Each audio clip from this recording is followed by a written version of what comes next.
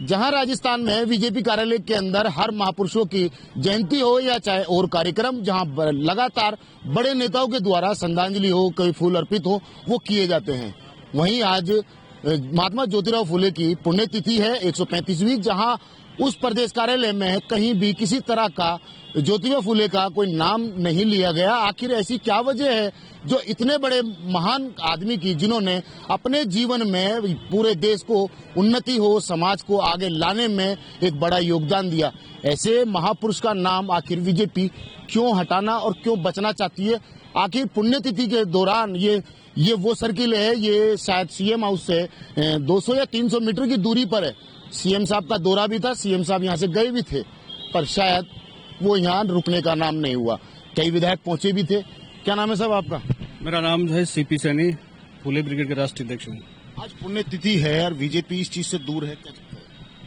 देखो, इसका तो मुझे पता नहीं, अभी बहुत सारे बीजेपी के एमएलए भी आके गए हैं, इसके बारे में ज्यादा नहीं बताऊंगा। लेकिन आपने जिस प्रकार बात पूछी है, मैं उसका जवाब यही देता हूँ कि आज ग्रेट महात्मा ज्योतिबा फुले की पुण्यतिथि है और ये हमारे लिए बहुत गौरव की बात है कि महात्मा ज्योतिबा फुले की पुण्यतिथि हम मना रहे हैं।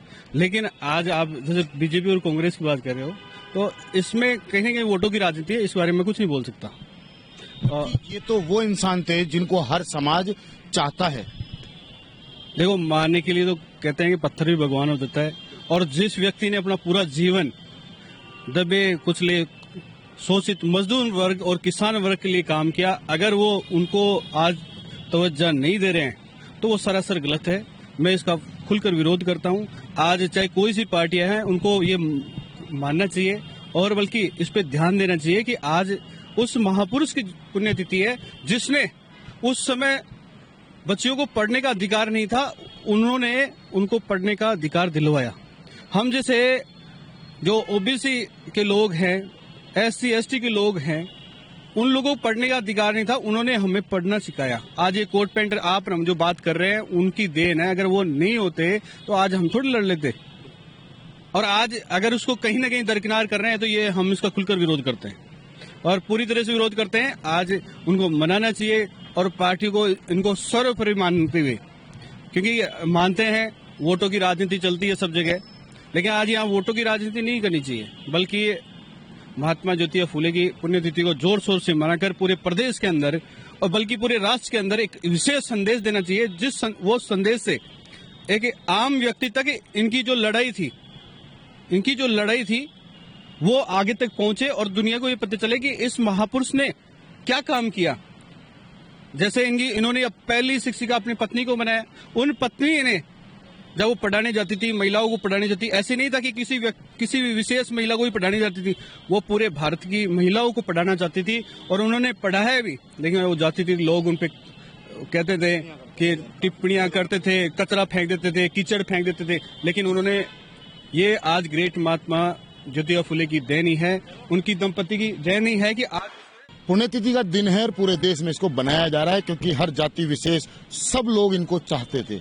क्या मैसेज देना चाहोगे, क्या कहना चाहोगे? आज की तारीख में जो ज्योतिबा फुले की 135वीं पुण्यतिथि है, उसके पहले प्रधानमंत्री जी ने भी इनकी जयंती 200वीं जयंती 2027 में मनाने का काम किया है।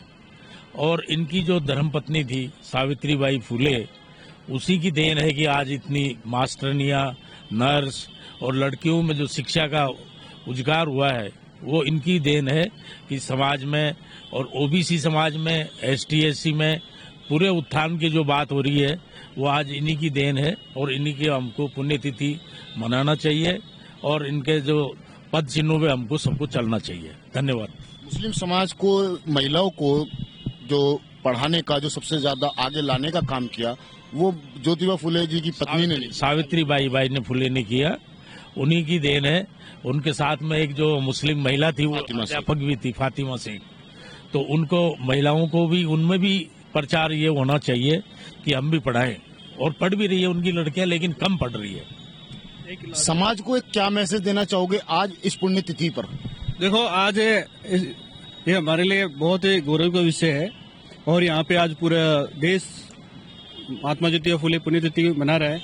लेकिन आज मैं आपके चैनल के माध्यम से मैं राज्य सरकार और केंद्र सरकार से मांग करना चाहता हूं और उन्हें पुरानी यादें भी दिलाना चाहता हूं। जो महाराष्ट्र चुनाव थे उस समय सरकार ने वादे किए थे, वो वादा भी याद दिलाना चाहता हूं कि आज इस पुण्यतिथि पर सरकार को शाम तक फूले दंपति को भारत रत्न देने की घोषणा करके और पूरे देश को ही नहीं अभी तो पूरे समाज को एक गौरवपूर्ण भारत रत्न देना चाहिए, जिससे हम हर्षोल्लास के साथ इनकी पुण्यतिथि मना सकें। ये सरकार से मैं निवेदन करूंगा कि इनको भारत रत्न मिलना चाहिए। ये भारत रत्न कोई भीख नहीं है, इन्होंने काम किया है। आज अगर ये नहीं होती तो कहाँ महिला शिक्षिका होती, कहाँ हम जैसे लोग पढ़ लिख पाते, कहाँ मजदूर को मजदूरी मिल पाती, कहाँ किसान को। उस समय ग्रेट महात्मा ज्योतिबा फुले ने पुल बनाए, आज तक चल रहे हैं।